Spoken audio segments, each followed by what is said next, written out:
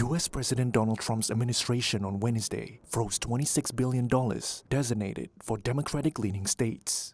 That followed through on a threat to use government shutdown to target Democratic priorities. The actions showed Trump intends to exploit the shutdown to target his political opponents and expand control over the $7 trillion budget established by the U.S. Constitution as the domain of Congress. The frozen funds include $18 billion for transit projects in New York, where the top two congressional Democrats are based.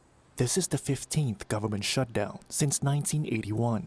It has halted scientific research, financial oversight, environmental cleanup projects, and many other activities. About 750,000 federal workers are furloughed, while others, like troops and Border Patrol agents, work without pay.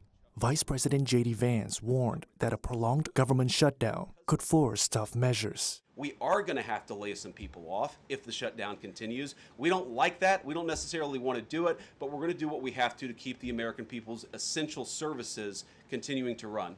Past shutdowns have not led to permanent layoffs. The political standoff has intensified, with both sides trading blame as they position for the 2026 midterm elections.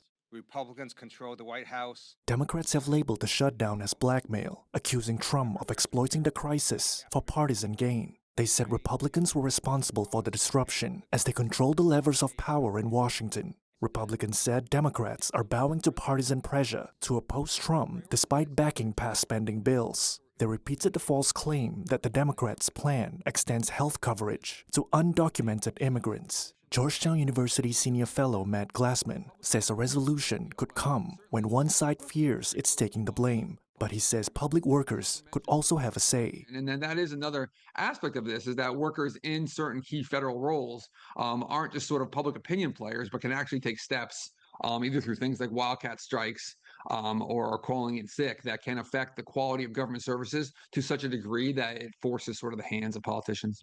The longest shutdown, 35 days in 2018 to 2019, ended partly due to flight delays from air traffic controllers calling in sick.